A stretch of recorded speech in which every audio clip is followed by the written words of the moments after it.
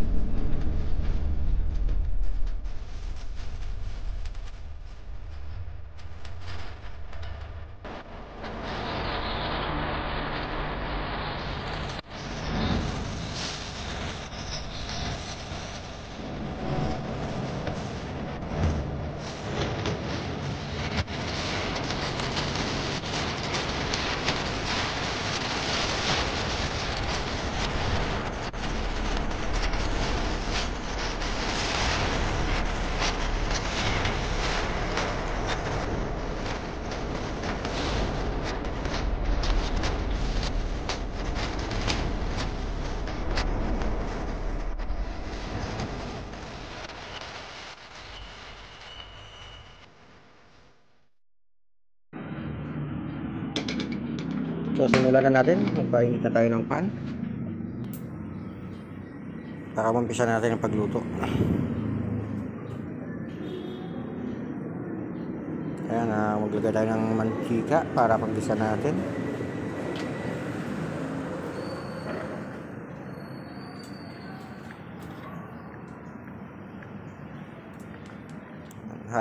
Kalat-kalat lang po natin yung ating mantika, santayin lang po natin minute.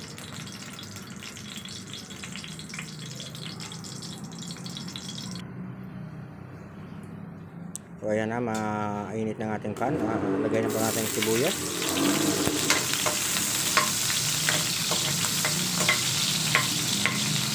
Halo-haloin na po natin.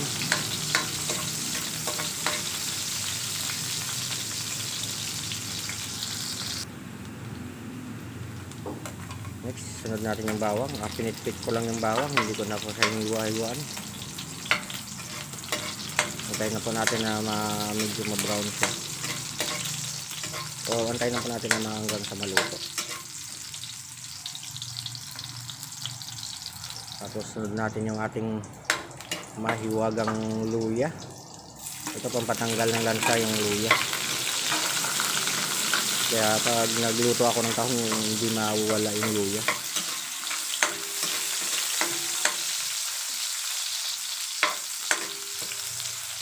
Halo-haloin na po. Ang luya po natin ay niwa ko lang po siya ng medyo manipis. Hindi ko na pinalilisan.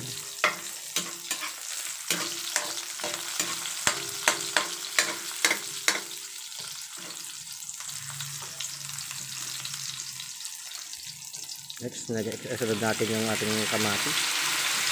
So, marami akong nilagay ang hindi ng kamatis. Saka mas masarap. Ayan, kaya natin maluto. At siyempre, sunod natin yung ating lemongrass. Yung tinatawag namin tanglad. At siyempre, yung ating sili. Saka medyo may anghang kapag nag-isa yung sili.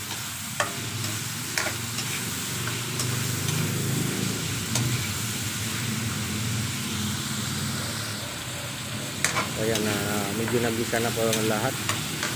So ano pa bang gagawin natin? Sunod natin ang ating tahong. Masarap kumain ng tahong. Lalo kapag yung tahong mataba. Ayan, laluin ng bahagya.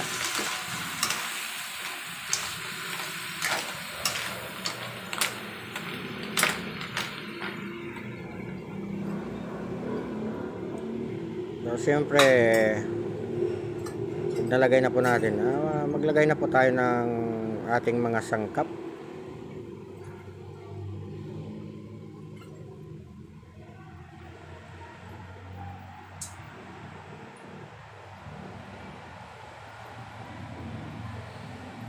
Ayan, lagay na po tayo ng ating pamintang durog.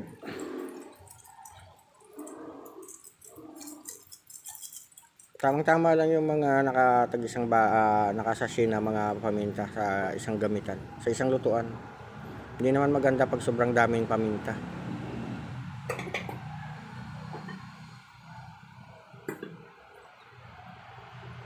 At syempre, lagyan na natin ng asin.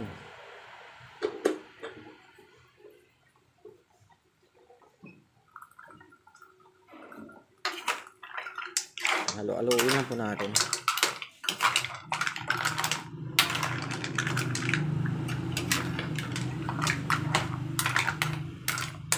So yan.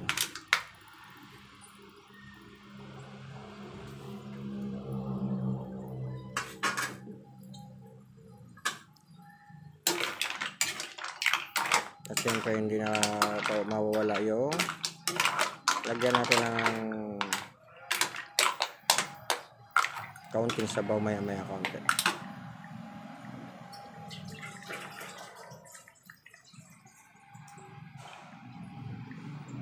Kunting sabaw lang mga kapatid, kasi yan, yung mga tahong may tubig yan sa loob eh.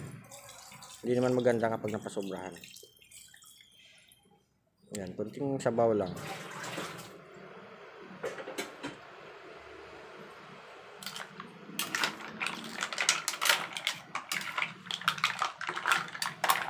Ang ganda ng kulay, nakakatakam.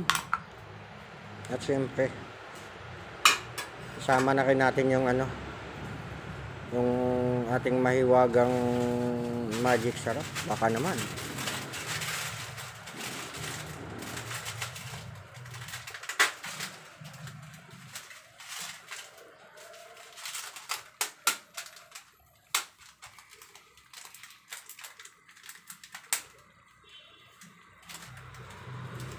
Matagal na paglagay kasi medyo nahihirapan sa pagbukas. So ayan, lagay na po natin ating magic syrup. Halo-haloin ng bahagya para kumalat, diba? Masarap pa din kasi mga kapatid pagka naman ganitong maayong tahong ay meron kang tanglad o lemongrass. Dagdag lasa din po yan. Masarap pag may lasang lemongrass yung tahong, lalo na yung kanyang sabaw. At syempre tatakpan na po natin hanggang sa bumuka yung ating tahong. Oy, shout out sa mga nag-isip dyan pagbuka ng tahong. O yan, bumuka na po yung ating tahong. At syempre ikuan pa po natin, luto natin ng tamang luto, wag yung hilaw kasi hindi ako sanay sa iba naman yung tahong na kinakain ng hilaw kumpara sa ayan, bumuka na po lahat yung ating tahong at siyempre ready to serve na, ay handa na yung kanin. Shall we have breakfast together?